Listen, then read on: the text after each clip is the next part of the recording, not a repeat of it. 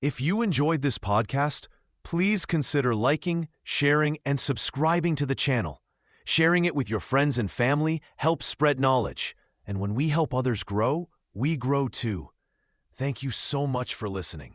Let's dive into the podcast. The murder at Lake Herman Road, the night the mystery began. Two teenagers drove along Lake Herman Road on a cold December evening. David Faraday was 17. Betty Lou Jensen, just 16. They wanted to spend quiet time together, away from the busy world around them. The remote road near Berryessa seemed perfect for young couples seeking privacy. At 11:15 p.m. on December 20th, 1968, someone discovered their car. David lay dead on the ground beside the passenger door. A single bullet had ended his life. Betty Lou was found 30 feet away, 5 bullet wounds in her back. She had tried to run. The killer had used a .22 caliber gun. No witnesses saw what happened. No one heard the shots. The couple had no enemies, no reason for someone to hurt them. They were ordinary kids, living ordinary lives until that night. Police arrived to find a scene that made no sense. Nothing was stolen from the car. Betty Lou still wore her jewelry. David had money in his wallet. This was not a robbery gone wrong. The killer had no clear reason to murder two innocent teenagers. Detective Sergeant Les Lundblad studied the evidence. Shell casings scattered near the car told part of the story. The killer had stood close to the vehicle when firing. But why these two young people? Why this lonely road? The questions had no answers. Word spread quickly through Vallejo and surrounding towns. Parents started watching their teenagers more closely. Young couples stopped driving to secluded spots for dates. Fear crept into communities that had felt safe for generations. The local newspaper ran headlines about the mysterious double murder. Police received dozens of tips that led nowhere. Everyone had theories, but no one had facts. The killer seemed to vanish like smoke in the wind. Detectives interviewed friends and family members. They searched for jealous boyfriends or angry relatives. Every lead turned cold. David and Betty Lou had been chosen at random. Experts began to think, but random killers were rare. Most murders happened between people who knew each other. Christmas came and went with no arrests. The case files grew thicker, but the truth remained hidden. Residents of Northern California started to wonder if their killer might strike again. They did not know that David and Betty Lou were just the beginning of something much darker. The night at Lake Herman Road marked the start of one of America's most baffling criminal mysteries. Two young lives were lost, and a shadow fell across the Golden State that would last for decades. Blue Rock Springs attack, a survivor's testimony in public panic. The warm July night felt perfect for young love. Darlene Ferrin, 22 and full of life, picked up her friend Michael Mageau around midnight. The 4th of July had filled Vallejo with celebration, but now the streets lay quiet under summer stars. They drove to Blue Rock Springs Park, a popular spot where couples often went to talk and watch the water. Darlene parked her brown Corvair in the lot. The radio played softly as they chatted about ordinary things. Neither noticed the car that had followed them through the dark streets. At 12:15 a.m., headlights appeared behind them. A car pulled up close, then drove away. Michael felt uneasy, but Darlene seemed calm. She knew many people in town. Maybe it was just someone she recognized. The car returned 5 minutes later. This time it parked right beside them. A man stepped out and walked toward their car with purpose. In the dim light, Michael saw a stocky figure approaching the passenger side. Without warning, the man opened fire. Bullets shattered the peaceful night. Michael took a shot to the jaw but stayed conscious. Darlene screamed as bullets found their mark. The gunman fired again and again with deadly precision. Michael played dead, hoping the killer would leave. His plan worked. The man walked back to his car and drove into the darkness. Michael, bleeding and in shock, managed to help Darlene. She was still breathing, but badly hurt. A local resident heard the shots and called police. Officers found both victims alive. Michael survived his wounds, but Darlene died at the hospital before she could speak. The killer had claimed another life, but this time he left something valuable behind. Michael became the first person to see the Zodiac Killer up close and live to tell about it. His description painted a chilling picture. A white man, stocky build, around 5 feet 8 inches tall. He wore dark clothes and moved with confidence, like he had done this before. 40 minutes after the shooting, police received a phone call. A man's calm voice reported the attack, giving the exact location.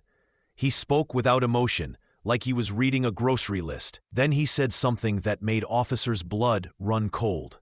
The caller claimed responsibility for both the Blue Rock Springs attack and the earlier murders at Lake Herman Road. He knew details that only the killer could know. The voice was steady, almost proud. Then the line went dead. This phone call marked a new chapter in the case. The killer wanted attention now. He was no longer content to murder in silence. The hunt for the Zodiac had begun, but he was already planning his next move. The letters in Ciphers. The Zodiac announces himself. August 1969 brought something new to San Francisco, something that would make people afraid to check their morning papers. 3 local newspapers received strange letters on the same day. Each envelope held identical typed pages filled with symbols that looked like ancient codes. No one knew who sent them, but the letters came with a demand that chilled everyone who read them. The writer wanted his message printed on the front page. If the newspapers refused, he promised to kill again. He claimed he had already murdered 2 young couples. The police knew this was true. Only the killer would know certain details about those crimes. At the bottom of each letter sat rows of mysterious symbols, circles with crosses, strange triangles, letters turned sideways. The writer said these symbols held his real name. Anyone who could solve the puzzle would know who he was. People across California stared at these symbols in their newspapers. Teachers brought them to classrooms. Code experts studied them for hours. Everyone wanted to be the one to catch a killer with their mind instead of their hands. 2 weeks later, another letter arrived. This time, the writer had a name for himself. He called himself Zodiac. The name felt cold and distant, like stars in a winter sky. Zodiac wrote like he enjoyed the attention. His letters mixed threats with jokes. He bragged about his crimes as if they were games he had won. Sometimes he drew pictures. Sometimes he included more codes. Each message felt like he was sitting right across from you, smiling while he shared his darkest secrets. The newspapers faced a terrible choice: print the letters and give a killer what he wanted, or stay silent and risk more deaths. They chose to print them. Soon, everyone in the Bay Area knew about Zodiac. Police had never dealt with anything like this before. Most killers tried to hide. Zodiac wanted to be famous. He turned murder into a public show. Every letter brought more fear to quiet neighborhoods. Parents kept children inside after dark. People looked twice at strangers on the street. The codes became puzzles that haunted the city. Amateur detectives worked on them during lunch breaks.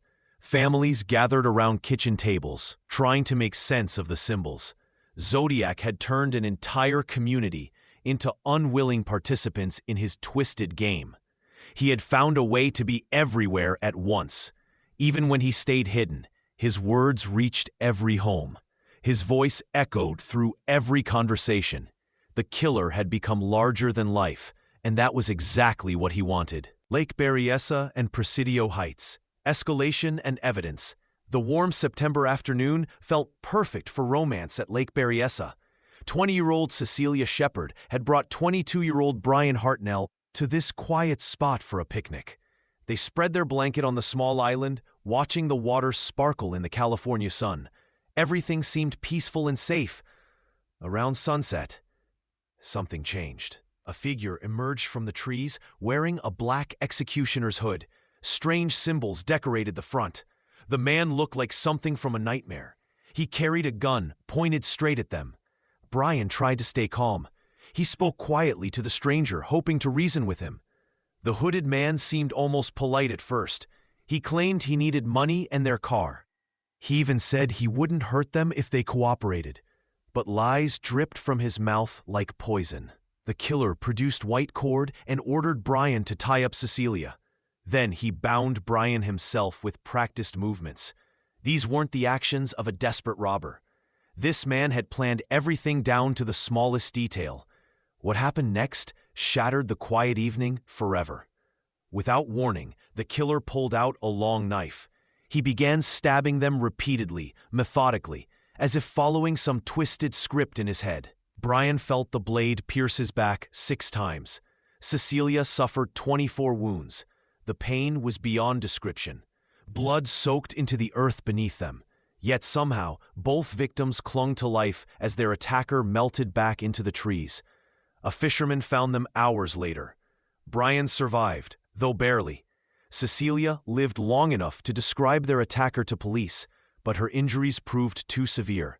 She died 2 days later in the hospital. This crime felt different from the previous shootings. The killer had looked his victims in the eye. He had touched them, bound them, and attacked with his own hands. The violence was more personal, more brutal. But the strangest discovery waited on Bryan's car door. Someone had written a message in black felt tip pen. The words sent chills through investigators. Dates, times, and locations of previous attacks. The killer was connecting his crimes, claiming credit for murders across the region. Police found fingerprints on the car door and recovered the pen nearby. Physical evidence at last. Yet, despite these clues, the hooded killer remained a shadow. The attack at Lake Berryessa had revealed more about his methods, but the man behind the mask stayed hidden in darkness. The questions multiplied, like ripples on the lake's surface. The night fog rolled thick through San Francisco streets on October 11, 1969. Paul Stine drove his yellow cab through the quiet neighborhoods, picking up fares as he had done countless times before. The 29-year-old cab driver was saving money for graduate school, working nights to pay his way through life. He had no way of knowing that this shift would be his last. Around 9:45 p.m., Stine received a call for a pickup near the theater district. A passenger climbed into the back seat and gave directions to Presidio Heights, an upscale neighborhood where Victorian homes lined peaceful streets. The ride seemed ordinary at first. 2 men in a cab, moving through the city's fog-wrapped hills. But when the taxi reached the intersection of Washington and Cherry Streets, everything changed. Without warning, the passenger pulled out a gun and shot Paul Stine in the head. The driver slumped forward, his blood spattering the front seat and dashboard. The killer calmly reached over and tore a piece of fabric from Stine's shirt, soaking it in the victim's blood. 3 teenagers witnessed the murder from a nearby window. They watched in horror as the killer stepped out of the cab and wiped down the interior. Police received their frantic call within minutes, but by then the shooter had vanished into the night, taking his gruesome souvenir with him. 2 weeks later, the San Francisco Chronicle received a chilling package in the mail. Inside was a letter, signed with the now familiar crossed circle symbol. Attached to the letter was a piece of blood-stained fabric. The killer wrote that it came from Paul Stine's shirt, proof that he was responsible for the murder. Laboratory tests confirmed the worst fears of investigators. The fabric matched perfectly with Stine's torn shirt. DNA analysis would later prove beyond doubt that the blood belonged to the murdered cab driver. For the first time, the Zodiac had provided concrete evidence of his crimes. This bold move puzzled criminal experts. Most killers try to hide their tracks, but this one seemed to enjoy taunting police. He had walked away with physical proof of murder and then mailed it to newspapers like a twisted calling card. The Stine murder changed everything about the investigation. Police now had fingerprints from the cab, eyewitness descriptions, and the killer's own evidence. Yet somehow, he continued to slip through their grasp like morning fog. The bloodied shirt fragment became both their strongest lead and their greatest frustration. Why would a careful killer leave such obvious proof? Was he growing careless, or was this part of some larger game? The questions haunted investigators as they realized their quarry was becoming bolder with each attack. A web of suspects and unsolved codes, the hunt intensifies. By 1970, the Zodiac case had grown into something larger than anyone expected. Police departments across Northern California found themselves drowning in tips and leads. Every day brought new phone calls, new letters, new possibilities that might finally crack the case wide open. The first serious suspect emerged almost by accident. Arthur Leigh Allen worked at a hardware store and lived a quiet life in Vallejo, but something about him caught the attention of investigators. A friend had mentioned Allen's strange behavior around the time of the murders. The man owned the same type of gun used in the attacks. He wore a Zodiac watch brand. Small details that meant nothing alone, but together painted a troubling picture. Police searched Allen's home in 1971. They found disturbing items, but nothing that directly connected him to the murders. No smoking gun, no bloody clothes, no clear evidence that would hold up in court. Allen remained calm during questioning, answering each question with careful precision. He had alibis for some of the attacks, though witnesses could not always confirm his whereabouts. Other names surfaced as the months passed. Gary Francis Post became a person of interest years later. Rick Marshall caught attention because he looked similar to the police sketches. Donald Lee Bujock had the right build and lived in the area. Each suspect brought new hope to exhausted investigators, but hope kept turning to frustration. The Zodiac had been careful, perhaps more careful than anyone realized. He left few physical traces behind. The crime scenes yielded fingerprints, but they belonged to victims, witnesses, and police officers. DNA testing did not exist yet. Investigators had to rely on witness descriptions and circumstantial evidence. The killer's letters continued to arrive, taunting police with cryptic messages and coded symbols. Some codes got solved, revealing boastful claims about the murders. Others remained mysterious, their secrets locked away behind mathematical puzzles that stumped even expert codebreakers.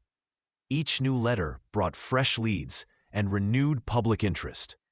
But it also brought new complications. Which claims were real? How many people had the Zodiac actually killed? The investigation spread thin across multiple jurisdictions as different police departments chased separate leads. Time worked against everyone involved. Witnesses forgot important details. Evidence got misplaced or contaminated. Suspects moved away or died. The case that once seemed so urgent began to feel like an impossible puzzle, with missing pieces scattered across decades. The Zodiac had created something unprecedented in criminal history. Not just a string of murders, but a mystery that seemed designed to never end. In 1969, a high school teacher named Donald Harden sat at his kitchen table with his wife. They spread out pages from the newspaper. Strange symbols filled every line. Circles, triangles, backwards letters. The Zodiac Killer had sent this code to the police. He dared anyone to solve it. The Hardens worked for hours. They tried different patterns. They moved letters around like puzzle pieces. Then something clicked. The symbols began to make sense. They formed words. Terrible words. I like killing people because it is so much fun. The message chilled everyone who read. But it also proved something important. The Zodiac's codes could be broken. Years passed. More coded letters arrived at newspaper offices. Police departments collected them like pieces of evidence. Some were short. Others stretched across entire pages. Each one seemed to mock the authorities. A second code got solved in December 2020. It had waited 51 years for someone to crack it. A team of code experts from around the world worked together online. They used computers and old-fashioned detective work. The message was short but disturbing. It talked about paradise and slaves. But here's what keeps experts awake at night. Two major codes still resist every attempt to solve them. The 340-character cipher finally gave up its secrets. The 408-character puzzle was solved decades ago. Yet the 13-character code and the 32-character message remain silent. These unsolved codes haunt professional code breakers. They represent the ultimate challenge. Some believe the remaining messages contain the killer's real name. Others think they might reveal more murder locations. A few experts wonder if the codes even mean anything at all. Modern computers can try millions of combinations in seconds. Teams of mathematicians attack the problem from every angle. Amateur sleuths post theories on internet forums. Everyone wants to be the person who finally cracks the code. What makes this so frustrating? The solved messages prove the Zodiac was serious about his puzzles. He didn't just throw random symbols together. He used real methods. He wanted people to read his words. So why do some codes resist all efforts? Maybe they use a different system.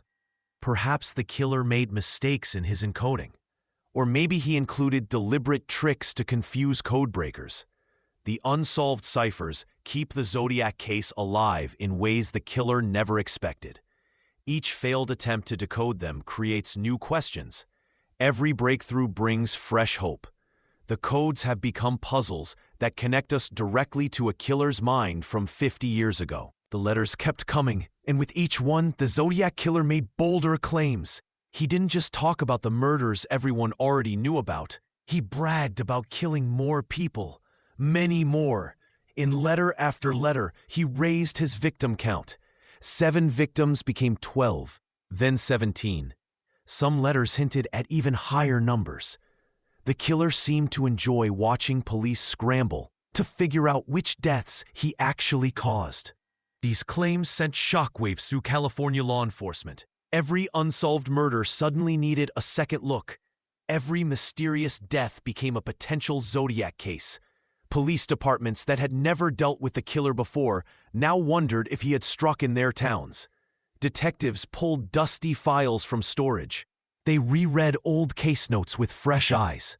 A woman found dead near a highway. A man shot walking home from work. A couple attacked in their car. Could any of these be Zodiac victims? The problem was massive. California had hundreds of unsolved murders from that time period. The state was growing fast. People moved around constantly. Crime was rising in many cities. Sorting through all these cases took enormous effort. Police departments, already stretched thin, found themselves drowning in work. They needed to check every claim the killer made. They had to follow up on tips from worried citizens. People called to report anything strange they remembered from years past. The public grew more frightened with each new claim. If the Zodiac really had killed 17 people, he was far more dangerous than anyone imagined. Parents kept children closer to home. Couples stopped parking in remote spots. The fear spread beyond the original crime scenes. But were the claims true? This question tormented investigators. The killer provided few details about these additional murders. He gave no dates, no locations, no proof, just numbers that kept growing higher. Some detectives believed the boasts were mostly lies. They thought the killer wanted attention and credit for crimes he never committed. Others worried that dismissing his claims might mean missing real victims. The investigation became a puzzle with too many pieces. Resources that should have focused on solving the known crimes got spread across dozens of possible cases. Every lead demanded time and effort that departments could barely spare. Meanwhile, the killer stayed hidden. While police chased shadows across the state, he remained free. His strategy of confusion was working perfectly. The more chaos he created, the harder it became to catch him. The expanded investigation revealed something troubling about crime in California. There were more unsolved murders than anyone wanted to admit.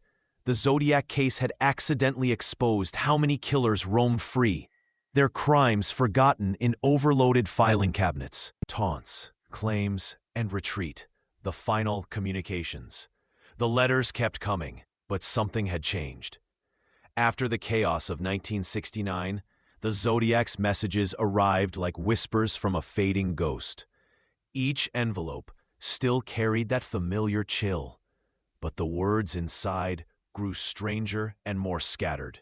In March 1971, a postcard appeared at the Los Angeles Times. The killer claimed 13 victims now. The number made detectives pause. Only 5 deaths could be confirmed. Was he lying? Or were there bodies they had never found? The card showed a forest scene, peaceful and quiet. On the back, his twisted handwriting spelled out threats. He wrote about bombs and school buses filled with children. Parents across California felt their hearts stop when they read the news reports. Months passed in silence. Then came another letter, this one rambling and strange. The Zodiac complained about a movie made about his crimes. He seemed angry that actors were portraying him on screen.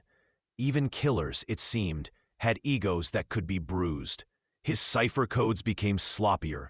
The neat symbols from his early letters gave way to rushed scrawls. Experts who studied his writing noticed the change. Some wondered if he was losing his mind. Others thought he might be sick or dying. In 1974, the final confirmed letter arrived. It was short and bitter. The Zodiac wrote to a newspaper columnist, responding to an article about him. His tone felt tired, almost defeated. Gone were the bold threats and grand claims.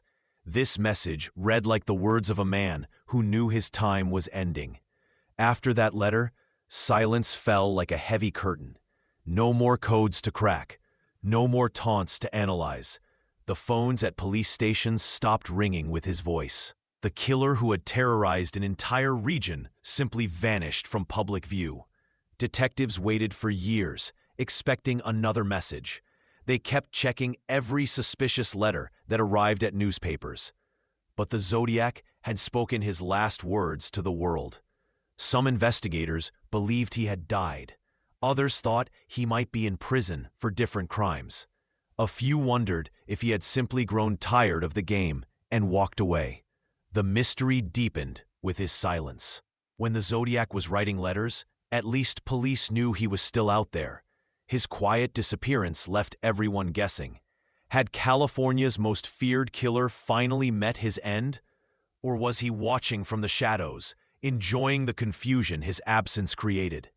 The legend was born in that silence, growing stronger with each passing year. Modern revelations and renewed investigation, the legacy endures. The 1980s brought something new to the dusty Zodiac files. Scientists had found ways to read the secrets hidden in blood and saliva. DNA testing changed everything. What once seemed impossible now felt within reach. Police departments across California began to wonder, could this new science solve their oldest mystery? Evidence from the Zodiac cases sat waiting in storage rooms. Letters with dried saliva, clothing with tiny bloodstains. Each piece might hold the killer's identity. But the Zodiac evidence proved tricky. Years had passed. Storage conditions were not perfect. The samples were small and damaged. Early DNA tests could only do so much with what remained. Still, hope grew stronger each decade. Computer programs could now examine handwriting in ways no human eye could match. Digital scanners revealed details hidden in the Zodiac's letters and ciphers. What looked like random marks might actually be clues.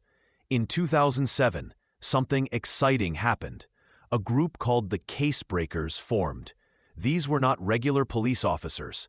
They were former FBI agents, detectives, and code experts who worked together in their spare time. Cold cases were their passion. The Case Breakers used every modern tool they could find. They fed Zodiac letters into powerful computers. They compared DNA samples to massive databases. They studied crime scene photos with new digital techniques that could spot things investigators missed 50 years ago. Other teams joined the hunt. Amateur detectives used online forums to share ideas. Retired police officers formed study groups. Television shows brought new attention to old evidence. Each group found different suspects and different theories. The modern investigation revealed strange patterns. Some evidence pointed to multiple killers. Other clues suggested the Zodiac might have committed crimes in different states. DNA testing on stamps and letters gave partial results that raised more questions than answers. Computer analysis of the famous ciphers produced startling results. New programs could test millions of possible solutions in hours. Some codes that seemed random for decades suddenly showed hidden messages. But experts disagreed about what these messages really meant. Today's investigators have tools the 1960s police could never imagine. Genetic genealogy can trace family trees through DNA. Satellite photos can recreate crime scenes exactly as they were decades ago. Voice analysis software can compare old recordings to new suspects. Yet the Zodiac case remains unsolved. Each new technique brings fresh leads and renewed hope. But it also brings new complications. Modern science has made the mystery more complex, not simpler. The killer's identity still hides somewhere in the evidence, waiting for the right combination of technology and insight to emerge. In 2002, scientists found something remarkable on an old stamp. The Zodiac Killer had licked it decades earlier to mail one of his twisted letters. Hidden in his saliva were traces of DNA. This tiny sample opened a door that had been sealed for 30 years. For the first time, investigators had genetic material from the actual killer. The DNA was partial and degraded, but it was real. It was his. The breakthrough changed everything. Police began testing evidence from other unsolved murders across California. They wondered if the Zodiac had killed more people than anyone realized. The DNA became a key that might fit many locks. Sherry Jo Bates was 18 when someone murdered her in 1966. She died outside the Riverside City College library, just before the Zodiac's known killing spree began. For years, police suspected a connection, but could never prove it. New DNA testing on evidence from Sherry's case revealed something startling. The genetic material didn't match the Zodiac profile from the stamp. This meant either the cases weren't connected or the stamp DNA came from someone else entirely. The mystery deepened instead of clearing. Then came Gary Francis Post. In 2021, a group called the Casebreakers claimed they had solved the puzzle. They pointed to this house painter from Northern California who had died in 2018. The team said his scars matched the killer's description. They found similarities in his handwriting. Most importantly, they claimed his DNA was a match. But official investigators disagreed. The FBI and police departments said the evidence wasn't strong enough. The DNA comparison wasn't definitive. The case remained officially unsolved. Each new DNA test brings hope and frustration in equal measure. Genetic genealogy has helped solve other cold cases by building family trees through DNA databases. Distant relatives can be traced and identified. But the Zodiac's partial DNA profile makes this method difficult to use.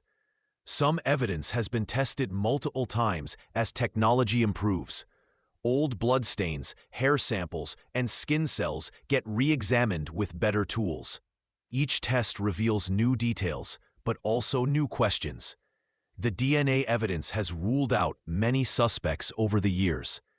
People who seemed guilty based on other clues were cleared by genetics. This has been both helpful and heartbreaking for families who thought they had answers. Modern investigators face a strange problem. They have more evidence than ever before, but the killer remains invisible. The DNA exists, but doesn't match anyone in the system. Perhaps he was never arrested for another crime. Perhaps his relatives never submitted their DNA to genealogy websites. The genetic trail grows colder as potential suspects die of old age. Time is running out to find living connections to the killer's family tree. The world refuses to forget about the Zodiac Killer. More than 50 years have passed since those terrifying letters arrived at newspaper offices.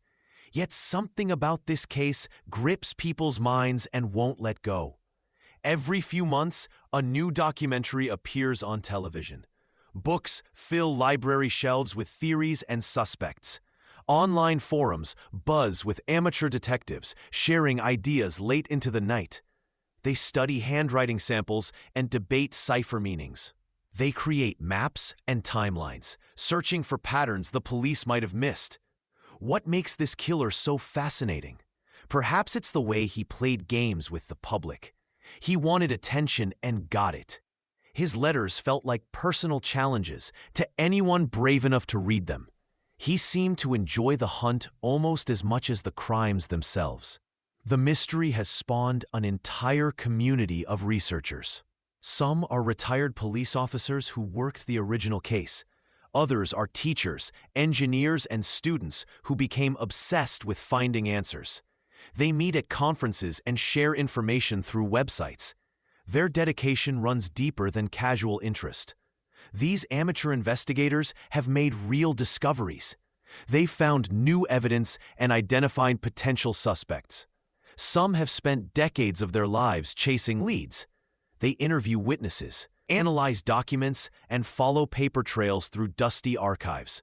Hollywood has turned the story into movies and television shows. Each version adds new theories or focuses on different suspects. The killer has become part of American folklore, like a modern ghost story that refuses to die. But behind all the fascination lies real tragedy. Families still mourn their loved ones. Parents, children, and spouses never got the closure they deserved. For them, this isn't entertainment or puzzle solving. It's an open wound that time hasn't healed. Technology keeps advancing. New DNA techniques emerge every year. Genetic genealogy has solved cold cases that seemed hopeless. Computer programs can analyze handwriting with incredible precision. Artificial intelligence might spot patterns human eyes miss. Maybe tomorrow will bring the breakthrough everyone's been waiting for. A distant relative might submit DNA to a genealogy website. An old piece of evidence might yield new secrets. Someone might remember a crucial detail they forgot to mention 50 years ago. The Zodiac Killer probably never imagined his crimes would become this famous. He wanted to terrorize Northern California for a few months. Instead, he created a mystery that has captivated the world for generations. His identity remains hidden, but his impact on our culture grows stronger each year. The case stays alive because people refuse to give up. They believe answers exist somewhere waiting to be found.